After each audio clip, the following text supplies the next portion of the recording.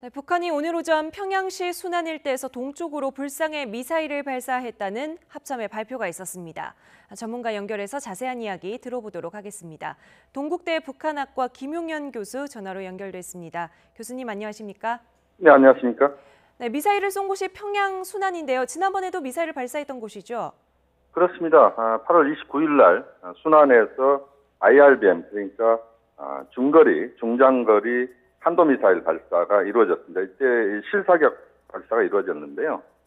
순안은 이제 평양에서 북동쪽으로 20km밖에 떨어져 있지 않은 곳입니다.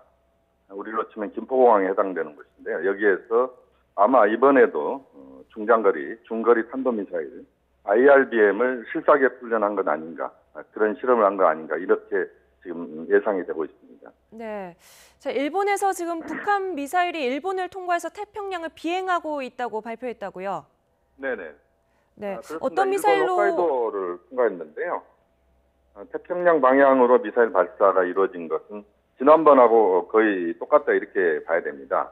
네. 북한이 이번에 일본 쪽으로 발사한 이 지역이 홋카이도, 그다음에 아오모리, 이바라키현 이쪽으로 보면은 지난번 발사와 거의 비행 궤적이 유사하다.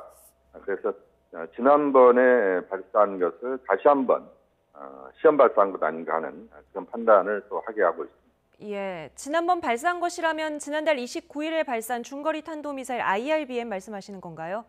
그렇습니다. 지난번에 이제 IRBM을 그때 북한이 실제 실사격 훈련을 했다 이렇게 말씀을 드릴 수가 있는데요.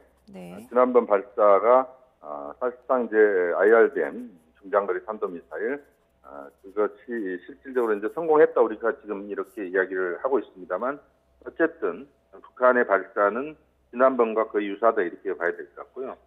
우리가 화성 12형이라고 이야기를 합니다. IRBM은 화성 12형이고 ICBM급 미사일은 화성 14형이라고 이야기를 하는데요.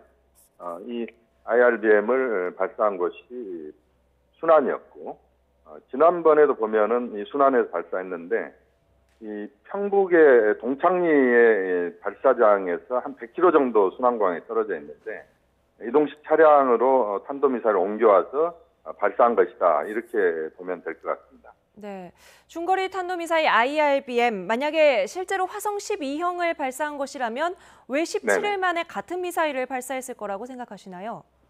우선은 지금 유엔의 안보리 결의안이 통과가 됐습니다. 2375호가 통과가 됐는데요. 이번 안보리 결의안은 물론 이제 외부에서 봤을 때 이게 강력한 제재다 이렇게 안 보는 이런 흐름이 있습니다만 어쨌든 북한으로서는 상당히 또 아플 수밖에 없는 부분입니다. 이것에 대한 반발, 유엔 안보리 결의안에 대한 반발. 그래서 북한은 유엔의 결의안에 구애받지 않고 자기의 길을 가겠다 이런 것들을 표현하는 그런 행보가 나왔다. 또 하나는 유엔 총회가 지금 코앞에 있습니다. 유엔 총회를 앞둔 상황에서 북한이 더 이상 밀리지 않고 역시 상황을 북한이 주도하면서 밀어붙이겠다.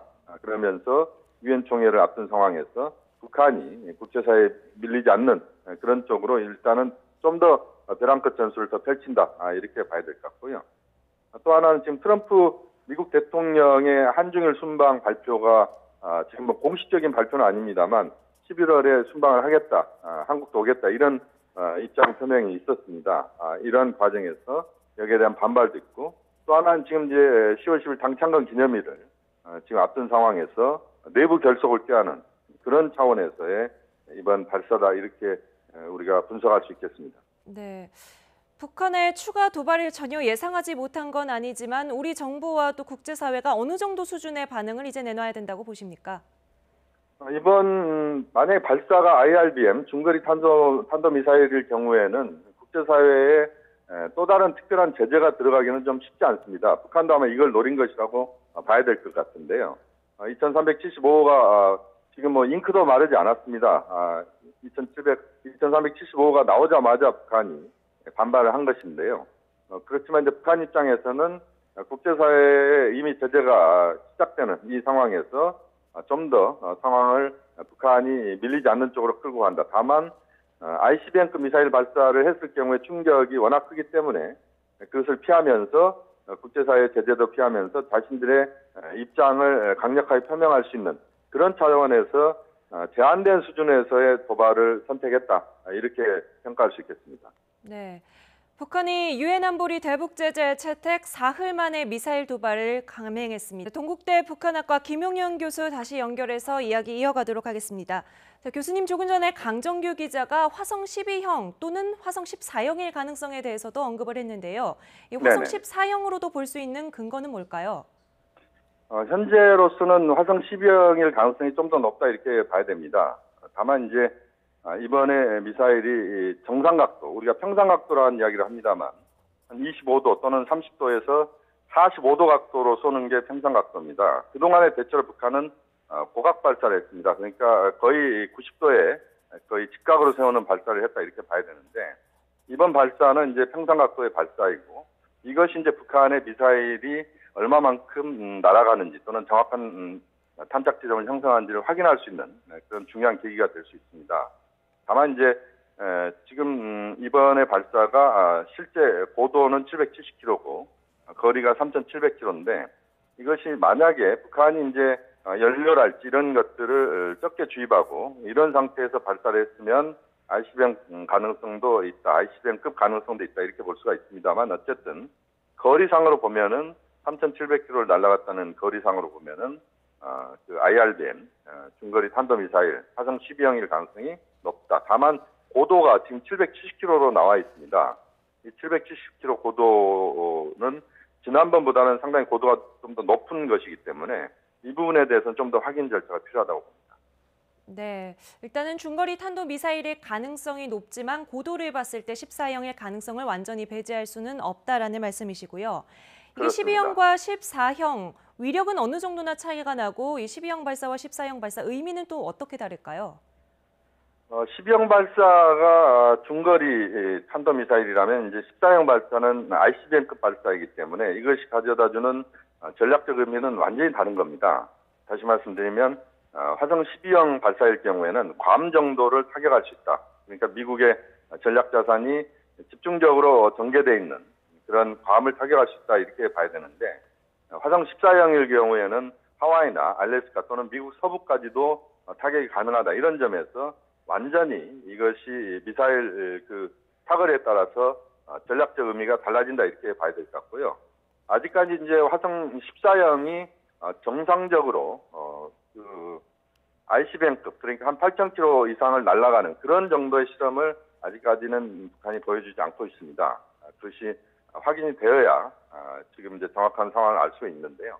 역시 이제 ICBM급 발사일 경우에 대기권 재진입 과정이랄지 또는 탄착 지점 형성에 대한 객관적 평가랄지 이런 부분에서 의문이 있기 때문에 이 부분에 대해서는 북한이 완전히 지금 ICBM이다 이렇게 우리가 이야기하기는 어려운 그런 상태, 한 8분 응선 정도, 80에서 90% 정도 근접한 ICBM급 발사다 이렇게 봐야 될 것 같습니다. 네, 지금 일본 현지 언론은 저희 자막으로 나가고 있습니다만 교도통신이 미사일이 홋카이도 상공을 통과했다라고 발표를 했습니다. 이게 만약에 잘못해서 떨어지면 바로 전시사항으로 이뤄질 텐데 그만큼 네네. 발사 기술에 북한이 자신을 가지고 있다고 봐야 할까요? 이번에 보면은 이제 두 가지 측면을 봐야 되는데요. 말씀하신 것처럼 이제 홋카이도 상공을 날아갔는데 그 상공은 아마 수백 킬로일 겁니다. 그러니까 보통 영공 개념을 지상에서 한 100km 정도로 보는데 그렇기 때문에 이제 수백 킬로 날아갔다 이렇게 보면 만약에 떨어진다고 하더라도 중간에 일본에 떨어진다고 하더라도 대기권 재진입 이 과정에서 엄청난 이제 고열과 고압이 발생하면서 미사일이 파괴될 가능성이 있습니다. 그래서 그렇게 많은 피해를 주지는 않을 것이다. 다만 이제 또 하나 여기 이 지역 자체가 인구 밀집 지역이 아닙니다. 이런 차원에서 본다면 그렇게 피해 가능성 그렇게 높진 않다. 그렇지만 이제 심리적으로 일본 국민들에게 주는 심리적인 피해는 또는 심리적인 어떤 공황 상태 이 부분은 엄청나다 이렇게 봐야 되는데요. 말씀드릴 수 있는 것은 결국 과거에도 일본 열도를 넘어가는 북한의 미사일 발사가 있을 때마다 일본 국민들은 그야말로 공황 상태에 빠졌다. 이런 점을 하나 지적할 수 있겠고요. 또 하나 이제 순환공항에서 발사를 했다는 것에 대해서도 한번 우리가 판단을 해봐야 되는데, 말씀드린 것처럼 순환공항은 평양 시내에서 한 20km 정도밖에 떨어져 있지 않습니다. 우리가 치면 이제 김포공항 정도에 해당된다 이렇게 봐야 되는데, 인구 밀집 지역에서 발사를 했다는 것은 발사 직후에 파괴가 만약에 되거나 또는 추락할 경우에 엄청난 피해가 발생할 수도 있다. 이런 점에서 북한이 그러한 화성 12형 미사일 또는 화성 14형 미사일의 실제 어떤 미사일 그 능력에 대해서 상당히 국제사회에 자신들의 능력을 과시하는 이런 차원에서의 의미도 있는 순환 비행장 발사다 이렇게 볼 수도 있습니다. 네, 평양 순환공항에서 발사를 했다면 이번에도 김정은이 참관을 했을 가능성이 있을까요? 그 가능성은 거의 이번 순환 비행장 발사가 그 김정은의 참가는 거의 우리가 예상해 볼 수 있는 것이다 이렇게 봐야 됩니다. 김정은 위원장이 지난번 순환공항 발사 때도 참관을 했고요. 그때도 활주로에서 발사하는 이 과정들이 그 제대로 그 사진이나 동영상으로 우리에게 보여졌는데 이번에도 아마 김정은 위원장의 참가는 거의 이루어졌을 것이다 이렇게 판단할 수 있겠습니다. 네. 당초 그 구구절 북한의 정권 수립 기념일에 도발이 있지 않을까라는 예상을 했는데 그때를 지나서 한 엿새 정도 지난 시점에 오늘 도발을 한 의도는 어디에 있다고 보십니까? 우선은 이제 북한 입장에서 봤을 때 국제사회의 제재, 그다음에 지금 아까도 이야기가 나왔습니다만 유엔 제재 결의안 2375가 나왔습니다. 상당히 북한으로서는 이제 아플 수밖에 없는 그런 제재가 나왔다 이렇게 봐야 되는데 물론 이제 이것이 홍두깨 정도는 아니고 솜방망이 정도도 아닌 중간에 어정쩡한 상태입니다만 어쨌든 북한의 입장에서 봤을 때 한 30% 유류가 줄어들 수밖에 없는 이런 상황입니다. 이런 상황에서 그런 유엔 결의안에 대한 적극적인 반발 이 부분을 하나 보여준 것이고요. 또 하나의 측면은 지금 이제 유엔 총회가 곧 개최가 됩니다. 문재인 대통령도 지금 18일 정도에 뉴욕으로 가게 되는데요. 이런 것들을 그 국제사회를 향해서 북한이 밀리지 않는다. 이것을 이번에 유엔 총회를 통해서 보여주는 그런 계기로 삼을 수 있다. 북한은 그렇게 판단하는 것 같고요. 또 하나 아까 말씀하신 것처럼 구구절이 그 며칠 전이었습니다. 그리고 이제 10월 10일 당창건 기념일이 곧 다가오는데 이 과정에서 중간 단계 정도의 북한이 미사일 발사를 함으로써 북한 주민들의 내부 결속, 김정은에 대한 충성 이런 것들을 끌어내는 그런 그 소재로 오늘 미사일 발사를 선택했다 이렇게 판단할 수 있겠습니다. 네. 말씀하신 대로 유엔 안보리 제재 결의안이 통과된 지 사흘 만이고요. 어제 이제 EU 제재가 시작되지 않았습니까? 그렇습니다. 앞으로 좀 어느 정도 수준의 제재가 더 있어야 한다고 보십니까? 현재 상황에서는 2375 제재의 범위를 벗어나는 그런 차원에서의 넘어서는 그런 제재는 현재로서는 그렇게 만들어질 가능성은 높지 않다 이렇게 봅니다. 이번 미사일 발사가 지금 3,000km 정도, 3,700km 정도 날아가는 그런 중거리 미사일 그런 거리였기 때문에 이번 미사일 발사로 또 다른 차원에서 제재 결의안이 나오기는 쉽지 않다. 아마 유엔 의장 성명 또는 유엔의 의장의 언론 성명 정도 이 정도 나올 가능성이 있는데요. 어쨌든 북한의 이러한 행동 자체가 국제사회와 북한과의 관계를 더욱더 어렵게 한다 이런 점에서 북한이 이제는 좀 더 그 군사적인 도발을 자제하고 또는 하지 않고 대화 쪽으로 방향을 또 틀면서 상황들을 또 남북 관계를 비롯해서 북핵 문제의 어떤 그 새로운 변화된 모습을 보여주는 이런 차원에서의 그 변화가 기대가 되고 또 그렇게 북한이 나아가야 된다고 봅니다. 그렇지 않으면 계속적으로 이런 상황들이 악순환이 반복되면서 한반도 정세가 더 악화될 수밖에 없다. 이런 점에서 북한의 자제 또 그 과정에서 국제사회나 한국의 외교적인 차원에서의 압박 또 그 과정에서의 충분한 협력을 통해서 문제를 풀어가는 지혜가 또 필요한 시점이 됐다고 봅니다. 네. 앞서 문재인 대통령이 전략핵 재배치에 대해서 비교적 단호한 입장을 보였고 정부도 중국과 전략적인 대화를 좀 이어가겠다 이런 발표를 했는데요. 이 부분에 네네. 대해서 구체적으로 좀 어떤 노력이 동반이 돼야 된다고 보십니까? 일단은 지금 상황에서 한중 간의 대화는 매우 중요하다고 봅니다.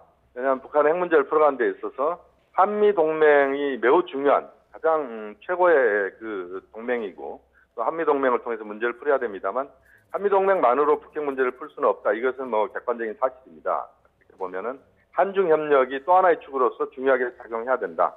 다만 이제 사드 문제 때문에 어려움이 있습니다만 어쨌든 한미 동맹뿐만 아니라 한중 협력이 중요하기 때문에 제가 볼 때는 한국의 중요한 특사가 가서 현재 상황 또 사드 문제에 대한 서로 간의 오해 이런 것들을 좀 푸는 그런 차원에서의 대화, 한중 간의 적극적인 어떤 고위급 대화가 매우 중요하다. 그래서 특사 파견과 같은 이런 것들도 이제는 실질적인 고민을 현실화시켜야 된다 이렇게 봐야 될 것 같고요. 또 이런 과정에서 전술핵 재배치에 대한 부분의 대통령의 입장 표명은 저는 적절하다라고 봅니다. 지금 상황에서 비핵화를 원칙을 갖고 있는 우리 입장에서 전술핵 재배치를 언급했을 때 엄청난 파장이 발생할 수밖에 없고 그런 상황에서 본다면 전술핵 재배치보다는 현재 상황에서 북한에 대한 해법 이것은 한미중의 그런 공조 속에서 적극적 공조 속에서 해법을 찾는 그런 노력을 펼칠 필요가 있다. 한미동맹, 한중협력, 한미중 협력을 통해서 문제를 풀어가는 그런 지혜를 적극적으로 모아야 될 때다 이렇게 봅니다. 네. 교수님 말씀 오늘 여기까지 듣겠습니다. 지금까지 동국대 북한학과 김용현 교수였습니다. 오늘 말씀 감사합니다.